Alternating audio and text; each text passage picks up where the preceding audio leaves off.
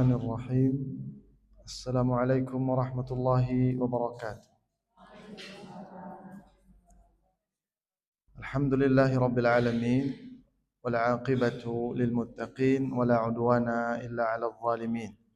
Asyhadu an la ilaha illallah wahdahu la syarika lah waliyus salihin wa asyhadu anna Muhammadan 'abduhu wa rasuluh sallallahu alaihi wa ala alihi wa sahbihi ومن تبعهم بإحسان إلى يوم الدين وسلم تسليما كثيرا أما بعد اللهم علمنا ما ينفعنا وانفعنا بما علمتنا ونسألك الله علما نافعا ينفعنا ربنا آتنا من لدنك رحمة وهيئ لنا من أمرنا رشدا. Ibu-ibu jamaah Majelis Ta'lim Radhatul Jannah yang dirahmati Allah Subhanahu wa taala. Alhamdulillah pada pagi hari ini kita dipertemukan oleh Allah Subhanahu wa taala untuk sama-sama saling mengingatkan dan mewasiatkan di dalam kebaikan. Semoga Allah Subhanahu wa taala menjadikan majlis kita pada pagi hari ini majlis yang diliputi dengan rahmah, diturunkan padanya sakinah, dinaungi oleh para malaikat dan disebut oleh Allah di hadapan para malaikat. Ibu-ibu yang dirahmati Allah Subhanahu wa taala, sebagaimana yang barusan disampaikan oleh MC bahwasanya tema kajian kita pada pagi hari ini adalah tentang sebuah tema yang sangat penting. Tema yang kedudukannya di dalam Islam sangat diperhatikan. Tema tersebut lebih utama daripada jihad fi sabilillah. Tema tersebut adalah kedudukan birru al-walidain. Birrul walidain, berbakti kepada orang tua. Ketika kita berbicara tentang berbakti kepada orang tua, ibu-ibu, berarti kita sedang berbicara tentang suatu amalan di antara amalan yang paling dicintai oleh Allah Subhanahu wa taala. Sebagaimana kita sebutkan di awal tadi, bahkan birrul walidain, berbakti kepada orang tua, itu lebih dicintai oleh Allah daripada seseorang pergi ke medan perang, dia infakkan hartanya, lalu dia hunus pedangnya ke hadapan musuh yang kemungkinan dia terbunuh. Ternyata berbakti kepada orang tua masih lebih Allah cintai daripada berjihad fi sabilillah. Ini menunjukkan bahwasanya betapa agungnya kedudukan birrul walidain di dalam Islam. Dalam Sahih Al-Bukhari dan Muslim dari Ibnu Mas'ud radhiyallahu taala anhu, beliau pernah bertanya kepada Nabi sallallahu alaihi wasallam, "Ya Rasulullah, ayyul amali ahabbu ila Allah?" Ibnu Mas'ud bertanya, "Ayyul amali ahabbu ila Allah?" Ya Rasulullah, amalan apa sih yang paling dicintai oleh Allah? Di sini ada faedah menarik, Ibu. Seorang sahabat yang mulia, Ibnu Mas'ud, dia bertanya kepada baginda Nabi SAW, amalan yang paling dicintai. Para sahabat seperti itu, Ibu. Kalau mereka bertanya, mereka akan berusaha bertanya yang terbaik. Maka kita dapat, ya Rasulullah, ayyul amali ahabbu ilallah? Amalan apa yang paling dicintai oleh Allah? Mereka enggak cukup, ya Rasulullah, ada enggak amalan yang ringan, biasa saja, mudah saja, yang penting masuk surga? Itu biasa pertanyaan siapa? Pertanyaan kita, Ibu. Ada enggak Ustaz? Zikir yang ringan, ringkas, mudah, pahalanya besar. Itu hobi masyarakat kita, Ibu. Tapi para sahabat tidak. Mereka punya himmah yang tinggi. Kalau bertanya yang terbaik, ya Rasulullah, ayyul amali ahabbu? Lihat, bukan yang dicintai, yang paling dicintai. Karena mereka bersaing, ibu-ibu, untuk berusaha mencapai surga yang tertinggi. Jadi di sini Ibnu Mas'ud bertanya, ya Rasulullah, ayyul amali ahabbu ilallah? Amalan apa yang paling dicintai oleh Allah? Lalu Nabi SAW bersabda, as-salatu ala waqtiha. Amalan yang paling dicintai oleh Allah, kata Nabi, as-salah ala waktiha. Seseorang salat pada waktunya. Ya. Dan ini menunjukkan bahwasanya salat di sisi Allah kedudukannya luar biasa. Ya. Namun kita tidak membahas tentang urgensinya salat karena kita sedang membahas birru al-walidain. Kemudian kata Ibnu Mas'ud, "Tsumma ay?" Kemudian apa ya Rasulullah? Amalan yang paling dicintai oleh Allah setelah salat di awal waktu? Kata Nabi, birrul walidain. Ya. Berbakti kepada kedua orang tua. Tsumma ay? Kemudian apa ya Rasulullah? Kemudian Nabi katakan, al-jihadu fi sabilillah. Jihad fi sabilillah. Perhatikan Ibu, Nabi mendahulukan penyebutan birrul walidain sebelum jihad. Ini menunjukkan bahwasanya ya, berbakti kepada orang tua ya, itu lebih utama dibandingkan jihad fi sabilillah. Karena sejatinya ibu-ibu, berbakti kepada orang tua adalah jihad. Karena berbakti pada orang tua adalah jihad. Benar Ibu? Berbakti pada orang tua jihad? Benar. Apalagi kalau sudah tua rentan. Itu lebih berat tantangannya Ibu. Kadang orang tua kalau semakin tua semakin mudah tersinggung, cepat marah, sensitif ya. Ya. Jadi ketika orang tua semakin berumur, biasanya tantangan untuk berbakti lebih berat. Dan itu merupakan bentuk jihad. Makanya di sini Nabi mendahulukan berbakti kepada orang tua sebelum jihad. Karena berbakti pada orang tua sejatinya jihad. Ya, itu yang pertama. Kenapa Nabi mendahulukan penyebutan berbakti pada orang tua sebelum jihad. Yang kedua, kenapa ibu-ibu? Karena jihad fisabilillah baru disyariatkan apabila ada syarat-syarat khusus. Misal ada orang kafir yang menyerang atau diperintahkan oleh walil amr, seseorang baru berjihad. Namun birrul walidain itu jihadnya kapan Ibu? Setiap hari. Birrul walidain jihadnya setiap hari. Jadi bukan setahun sekali. Ya. Birrul walidain bukan setahun sekali seperti generasi muda sekarang, ada yang namanya hari ibu. Hari berapa Ibu? Tanggal berapa? Enggak ada hari ibu setiap hari. Ada yang hari tidak. Ya. Jihad berbakti pada orang setiap hari. Makanya Nabi mendahulukan penyebutan birrul walidain sebelum jihad. Ya. Karena yang pertama tadi berbakti pada orang tua adalah bentuk jihad dan berbakti pada orang tua jihadnya dilakukan setiap hari. Ya. Itu alasan kenapa Nabi SAW mendahulukan penyebutan birrul walidain sebelum jihad fi sabilillah ya. Ya.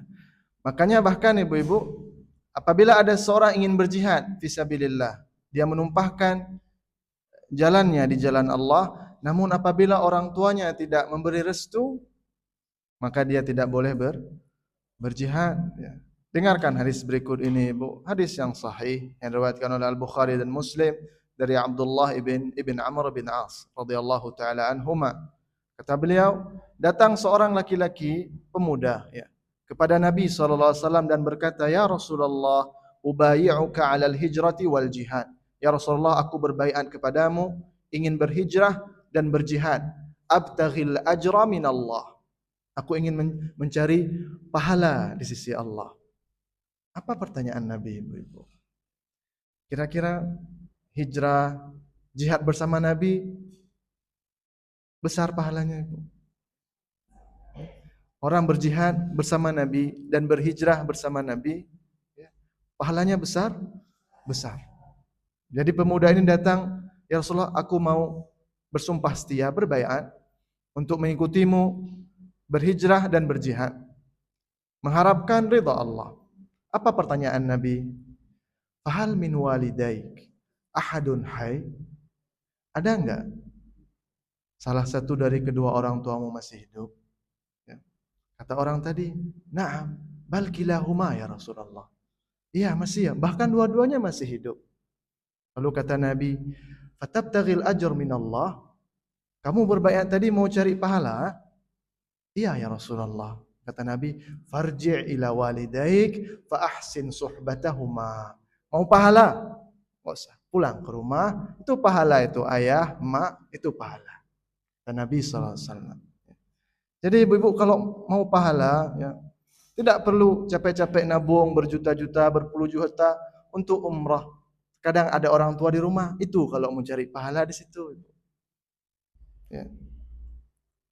Ini menunjukkan bahwasanya pahala berbakti kepada orang tua dengan berbuat baik kepada keduanya ya, adalah ibadah yang luar biasa di sisi Allah Subhanahu wa taala. Bahkan kalau kita melihat dalam Al-Qur'an, ibu-ibu, Allah sering menggandengkan antara hak Allah dan hak kedua orang tua. Digandeng. Di antara firman Allah, "Wa qadha rabbuka alla ta'budu illa iyyahu wa bil walidaini ihsana." Allah gandengkan. Dan kami tetapkan Allah menetapkan kepada hamba-hambanya untuk tidak boleh menyekutukan Allah dengan sesuatu apapun, wa bil walidaini ihsana. Wah. Allah gandengkan hak Allah dan hak kedua orang tua. Ini menunjukkan bahwasanya ya, betapa besarnya, tingginya hak kedua orang tua ya di sisi Allah ya. Karena ada orang tua lah seseorang bisa terlahir di bumi ini. Lalu bagaimana ibu-ibu cara seseorang berbakti kepada orang tuanya?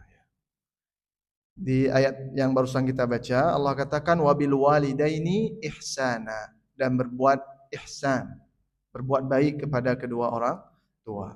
Bagaimana cara seseorang berbuat ihsan kepada kedua orang tuanya? Cara berbuat ihsan atau berbakti kepada orang tua, ibu-ibu, seseorang baru dikatakan dia telah berbakti apabila dia telah melakukan 3 hal. Seseorang anak ya. Di sini masih pada anak atau udah pada orang tua? Ya. Seseorang dua-dua, ya. Bahkan yang sudah tua juga masih statusnya anak, ibu. Nanti kita akan jelaskan bagaimana cara berbakti kepada orang tua yang sudah meninggal. Ya. Seseorang anak baru dikatakan dia berbakti kepada kedua orang tua apabila dia melakukan 3 hal, berbuat baik dalam 3 hal. Yang pertama, al-ihsan bil qaul, ya. Berbuat baik dari sisi ucapan. Ya. Seorang anak tidak boleh mengucapkan sesuatu yang menyakitkan hati kedua orang tuanya. Ya. Seorang anak dituntut untuk ketika berbicara kepada kedua orang tuanya dengan cara yang lemah, lembut, ya, dan dengan menggunakan kalimat atau kata-kata yang terbaik. Ya. Bahkan Allah Subhanahu wa taala telah melarang dalam surah Al-Isra ya. Wala taqul lahuma uff ya. Wala taqul lahuma uff. Bahkan ucapan saja ya. Allah melarang. Orang yang membantah orang tuanya dengan mengucapkan kalimat tersebut, maka dia telah dikatakan belum berbakti kepada kedua orang tua. Itu yang pertama, al-ihsan bil qaul. Berbuat baik dengan ucapan. Yang kedua, al-ihsanu bil fi'il. Berbuat baik secara fi'il, dengan perbuatan. Yaitu dengan cara ya memenuhi kebutuhan mereka ya. Misal biasanya orang tua, ibu makin tua makin suka ngoceh, pengen ada yang dengerin ibu ya. Nah, di situ di antara bentuk berbakti pada orang tua, sang anak dengerin walaupun ceritanya udah 10 kali diulang. Kadang kita dengar ibu cerita, kemarin cerita ini, besok cerita itu lagi. Di antara bentuk bakti seorang anak, dia tidak komplain, dia dengarkan dengan hati yang penuh kesadaran ya. Itu di antara berbakti pada orang tua dengan perbuatan ya. Atau ketika seorang orang tua minta dipijitin misalnya ya, atau dibelikan sesuatu ya. Maka di antara berbakti kepada orang tua adalah memenuhi perintah tersebut selama perintah orang tua tidak dalam maksiat kepada Allah. Namun apabila orang tua tersebut memerintahkan seorang anak untuk berbuat kemaksiatan kepada Allah, maka fala ta'ata li makhluk. Maka tidak ada ketaatan pada makhluk. Contoh misal, seorang anak, seorang ibu ya, atau seorang orang tua melihat anak perempuannya misal sudah mulai berhijab dengan benar, besar ya. Lalu ibunya mengatakan, enggak usah besar-besar kali itu hijab. Ya. Udah kayak ani-ani aja. Ya. Ganti aja yang sesuai umur. Nah, dalam hal ini wajib taat ibu? Tidak. Atau misal seorang orang tua memerintahkan anaknya, udah kamu kerja aja di instansi tersebut. Padahal kita tahu instansi tersebut ada jadi transaksi ribawiyah misalnya. Ya. Udah kamu harus ikutin mama kerja di situ. Maka dalam hal ini sang anak tidak wajib untuk menaati orang tuanya. Bahkan sebagian orang tua misal ketika melihat anak lakinya jenggotan misalnya, Bu ya, yang lebih tebal lagi dia bilang, "Jangan cukur aja itu biar nampak rapi, biar nampak lebih bersih, biar enggak nampak mekerpung." Kadang orang-orang bilang seperti itu, dalam hal ini ya, tidak wajib taat kepada orang tua. Biarin laki biar nampak kerepuh enggak apa-apa. Yang nampak klimis itu perempuan biasanya.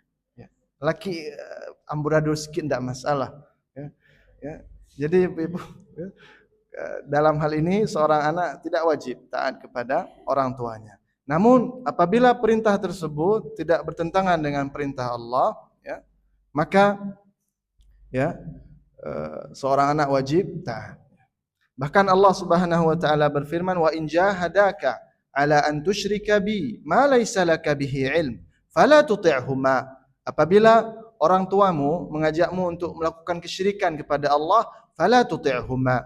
Namun wasahibhuma fid dunya ma'rufa. Kan tapi tetap bermuamalah dengan mereka di dunia dengan cara yang ma'ruf. Misal seorang orang tua yang masih melakukan praktek-praktek kesyirikan. Misal. Atau taruhlah lebih ekstrim lagi. Seorang anak muslim punya orang tua kafir. Ya. Misal sang orang tua mengatakan, "Nak, tolong antar ibu hari Minggu ke gereja." Boleh sang anak antar ibu. Nah, misal ya sang ibu tadi, misal ada orang tua yang Nasrani, sang anak muslim, dan seorang muslim dituntut berbakti kepada kedua orang tuanya. Lalu dia katakan, "Nak, besok hari Minggu tolong antar ibu ke gereja." Boleh sang anak menurutinya? Maka jawabannya tidak boleh. Karena dalam hal tersebut adalah membantunya ke dalam kesyirikan. Namun, kalau sebaliknya ibu, tolong jemput mama sebentar dari gereja pulang ke rumah. Maka ini boleh. Ya. Maka di sini boleh. Begitulah yang disebutkan oleh para ulama. Intinya berbakti kepada orang tua ya, selama masih dalam koridor yang mubah, yang wajib ya, dan yang boleh dilakukan, maka sang anak tidak boleh membantah perintah tersebut. Namun apabila perintah yang diperintahkan oleh orang tua berbau kesyirikan, kebid'ahan, kemaksiatan ya, dan hal-hal terlarang lainnya, maka sang anak tidak boleh menaati kedua orang tuanya, namun tetap bermuamalah dengan cara yang baik. Yang ketiga, ibu-ibu, di antara cara berbakti kepada orang tua adalah dengan menafkahi keduanya. Menafkahi keduanya. Menafkahi. Biasanya orang tua kalau sudah tua mungkin tidak seproduktif ketika di masa mudanya. Maka di antara bentuk bakti seorang anak kepada orang tuanya yang sudah tua adalah memperhatikan kebutuhan harian mereka, ya, menafkahi mereka dan tanpa merasa berjasa kepada mereka. Sebagian orang kita dapati ibu anak-anak muda ya, ketika dia baru selesai membawa ibunya atau orang tuanya ke rumah sakit berobat dengan biaya yang besar, ya, lalu dia banggakan di hadapan saudara-saudaranya, "Tak le ke habis bank, sudah banyak saya keluarkan uang untuk perobatan orang tua kita." Ya. Lalu dia merasa berjasa, ya, Dia merasa telah berbuat banyak. Ketahuilah ibu-ibu ya, di antara bentuk berbakti kepada orang tua, seorang tidak boleh merasa berjasa, merasa telah mengeluarkan hal yang banyak terhadap apa yang telah ia keluarkan kepada kedua orang tuanya. Dengarkan ibu hadis berikut ini ya. Hadis yang diriwayatkan oleh Al-Bukhari di Adabul Mufrad. Ada seorang laki-laki lagi tawaf ibu. Tawaf di mana? Di Ka'bah ya. Hamala ummahu wara'a dhahrih. Dia tawaf sambil menggendong ibunya di punggungnya. Bahkan dia bersenandung, inni laha ba'iruhal mudhallalu. Aku sekarang menjadi untanya ibuku yang patuh dan tunduk. Berapa kali tawaf ibu? 7 kali digendong ibu. Mungkin ibunya nggak tahu kita badannya mungkin besar atau tidak, digendong tawaf 7 kali. Lalu setelah selesai tawaf, orang tersebut mendatangi Ibnu Umar, Abdullah bin Umar. Kata pemuda tadi, ya Ibnu Umar, aturani jazaituha. Wahai Ibnu Umar, kira-kira perbuatanku tadi udah setara enggak untuk membalas jasa ibuku? Apa kata Ibnu Umar? La, wala bizafratin wahidah. Enggak, walau bizafrah wahidah. Apa arti zafrah ibu? Zafrah dalam bahasa adalah tarikan nafas seorang wanita ketika hendak melahirkan, ya, itu zafrah. Kata Ibnu Umar, la wala bizafratin wahidah. Tawafmu 7 kali walaupun tambah sa'i lagi, tambah nanti yang lainnya, wala bizafratin wahidah. Enggak setara dengan tarikan nafasnya ketika dia melahirkan. Ini menunjukkan ibu, sebesar apapun seorang anak memberikan kepada orang tuanya, maka dia tidak akan mampu untuk membalas jasa orang tuanya. Itu baru zafrah, belum lagi yang lainnya. Kapan seorang anak baru dikatakan dia bisa membalas jasa ke orang tuanya? Kapan? Kapan seorang anak dikatakan Anda telah berhasil membalas jasa kedua orang tua? Kapan? Ada cara ibu? Kalau orang bertekad, saya ingin membalas jasa orang tua saya semuanya. Ada cara? Ada ibu. Dengarkan hadis berikut ini dari Abu Hurairah, ya, diriwayatkan oleh Al-Bukhari di Adabul Mufrad. Kata Nabi SAW, la yajzi waladun walidahu. Tidak akan mungkin seorang anak bisa membalas jasa orang tuanya illa, kecuali an yajidahu mamluka fayashtariyahu fayu'tiqahu. Kecuali kalau dia dapati orang tuanya seorang budak, lalu dia beli orang tuanya dan dia merdekakan, di situ baru kata Nabi seorang dikatakan sudah membalas jasa orang tuanya. Ada yang bisa ibu? Tidak ada. Tidak ada. Ini menunjukkan bahwasanya tidak ada jasa yang dilakukan seorang anak yang terlalu besar untuk kedua orang tuanya. Terutama hak seorang ibu, ya. Terutama hak seorang ibu, ya. Kata Nabi SAW dalam hadis yang masyhur, ketika datang seorang laki-laki, ya Rasulullah, man ahaqqu bi husni sahabati? Siapa orang yang paling berhak aku muamalahi dengan muamalahku terbaik? Apa jawab Nabi itu? Apakah istrimu? Apakah suamimu? Apakah tetanggamu? Apakah bosmu? Kata Nabi, ummuk, thumma ummuk, thumma ummuk, thumma abuk. Ya. Orang yang paling berhak mendapat perhatian kita, orang yang pertama kali paling berhak mendapatkan senyuman terbaik kita, orang yang paling berhak mendapatkan pertolongan pertama kita, orang yang paling berhak pertama sekali mendapatkan hadiah dari kita, ummuka, thumma ummuk, thumma ummuk, thumma abuk. Kata Nabi SAW. Ibumu, kemudian baru bapakmu. Hadis ini tidak menunjukkan bahwasanya rendahnya hak seorang ayah, tidak, Ibu. Hak seorang ayah besar, namun hak seorang ibu lebih besar. Jatuh, Ibu. Jauh lebih besar hak seorang ibu. Ya, afwan. Ya. Menunjukkan tentang hak seorang ibu jauh lebih besar. Kenapa, Ibu? Hak seorang ibu jauh lebih besar dibandingkan seorang ayah? Karena dua hal. Seorang ibu didahulukan karena dua hal.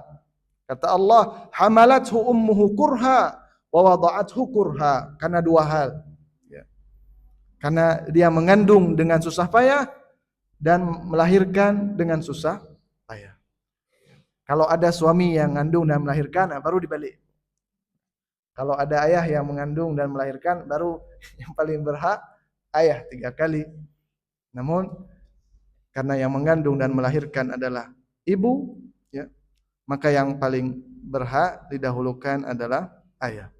Baik. Apabila bertabrakan, Ibu, hak ayah dan hak ibu, mana yang didahulukan? Misal, seorang anak, ya, di rumahnya, ya, dia dipanggil oleh ayah dan ibunya. Dia ingin memberikan hadiah misalnya, berbakti. Maka dalam hal ini yang wajib didahulukan adalah ibunya. Namun apabila dalam hal keputusan, dalam hal bakti, Ibu, maka yang didahulukan adalah ibu berbakti. Namun padahal keputusan, misal, ya, sang ayah mengatakan kamu pilih yang A, sang ibu mengatakan enggak, pilih yang B. Mana yang harus didahulukan? Kalau berbakti tadi, ibu, ya. Misal Anda punya 2 hadiah, maka yang pertama dikasih sang ibu. Baktinya untuk berbakti mutlak seorang ibu. Namun ketika beradu keputusan sang ayah dan sang ibu, maka siapa yang didahulukan? Begitu saja ayah? Maka dilihat, Ibu. Kalau sang ayah dan ibu masih dalam satu ikatan pernikahan, maksudnya sang ibu adalah istri sang ayah, maka di sini sang anak wajib mengikuti keputusan sang ayah, karena sang ibu wajib mengikuti suaminya. Namun apabila, ya, sang ayah dan sang ibu sudah berpisah, bukan suami istri lagi, maka di sini yang didahulukan tetap keputusan sang ibu. Ya. Itu yang disebutkan oleh para ulama. Ketika beradu antara keputusan seorang ayah dan seorang ibu. Ya. Baik, ibu-ibu yang dirahmati Allah Subhanahu Wa Taala, juga di antara besarnya kedudukan birrul walidain di dalam Islam, ya, adalah berbakti kepada orang tua adalah penyebab terbesar, faktor terbesar yang dapat mendatangkan ampunan Allah Subhanahu wa taala. Ibu-ibu, di sini siapa yang enggak ada dosa? Ya. Ada yang enggak ada dosa, angkat tangan.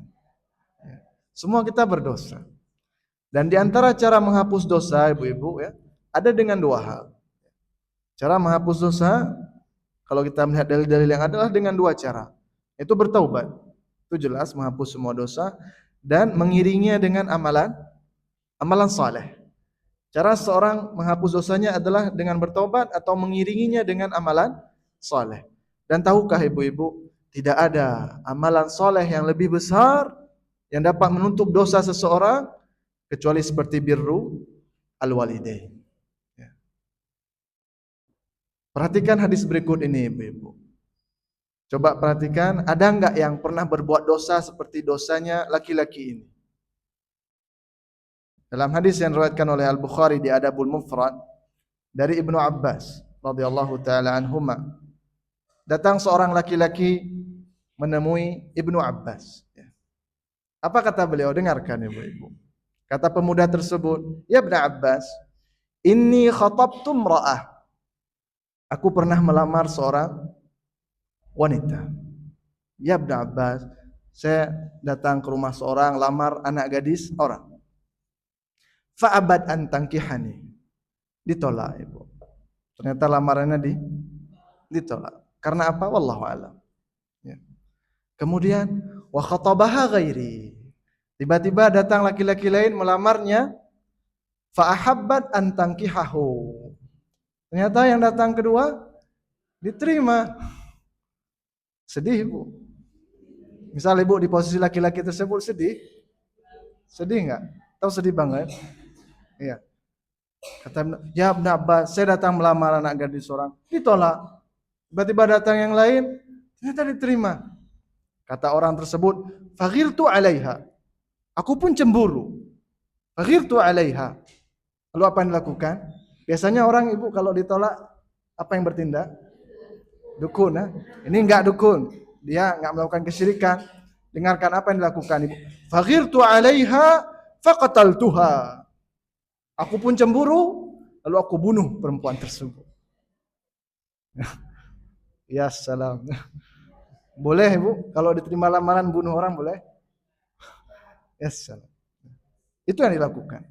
Faghirtu 'alaiha faqataltuha. Aku bunuh ya Ibnu Abbas. Lalu dia tanya kepada Ibnu Abbas, "Fahal li min taubah?" Fahal li min taubah ya Ibnu Abbas? Apakah ada taubat bagiku?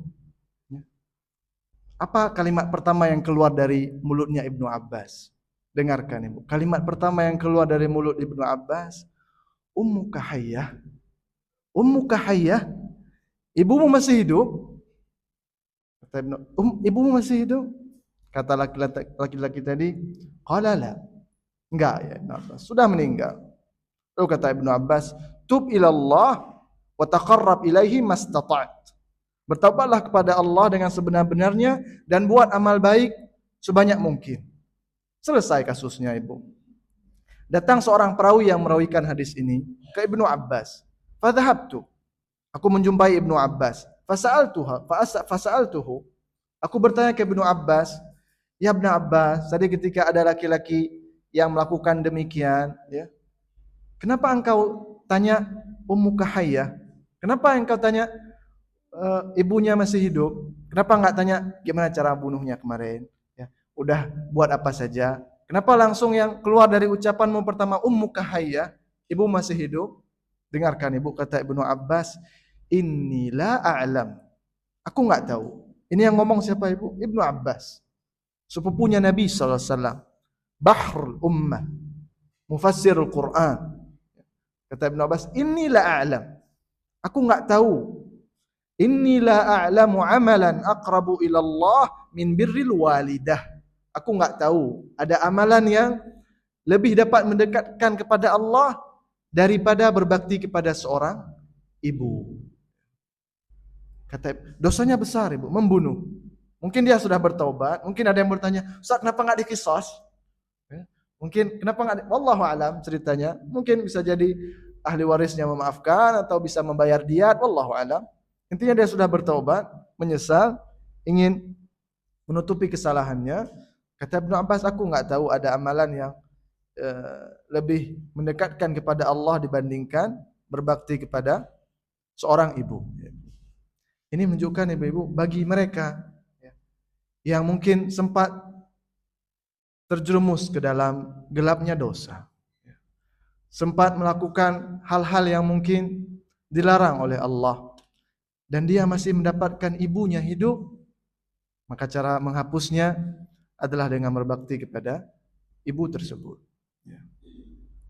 Ini menunjukkan ibu-ibu kalau amalan yang paling mendekatkan kepada Allah adalah berbakti kepada orang tua, maka sebaliknya adalah durhaka kepada orang tua adalah dosa yang paling besar setelah syirik kepada Allah dan setelah meninggalkan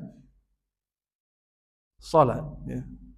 Nabi SAW pernah bersabda, ala unabbi'ukum bi akbaril kabair. Maukah kalian aku beritahukan tentang dosa-dosa besar? Kata para sahabat, na'am. Iya, bala.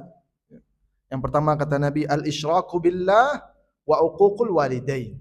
Ya. Menyekutukan Allah dan kemudian durhaka kepada orang tua. Apa itu durhaka, Ibu? Apa itu durhaka, Ibu? Durhaka, Ibu perhatikan. Durhaka tidak selamanya harus memukul orang tua atau mencaci orang tua atau bakhil kepada orang tua. Itu durhaka, ya, itu berat, Ibu.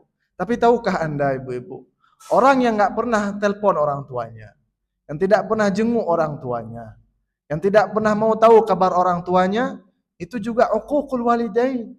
Itu juga durhaka, Ibu-ibu. Ya. Karena tarkul bir adalah uquq, meninggalkan berbakti adalah durhaka, Ibu-ibu. Tadi kita katakan di awal ada 3 cara birrul walidain. Dengan lisan, dengan perbuatan, dan dengan harta. Mungkin dia tidak mengganggu orang tuanya, tapi dia mengabaikan orang tuanya. Banyak, Ibu, mungkin dia sudah dapat kerjaan di mana, misal di luar negeri, ya. Akhirnya dia tidak pernah telepon orang tuanya, tidak pernah mau tanya. Itu termasuk uquq, jemaah. Itu termasuk durhaka kepada orang tua. Ya, ya. Jadi sebagian anak mengatakan, saya emang nggak komunikasi lagi dengan ayah saya, tapi saya nggak pernah ngomong jahat, saya nggak pernah pukul dia. Ketika Anda mengabaikan orang tua,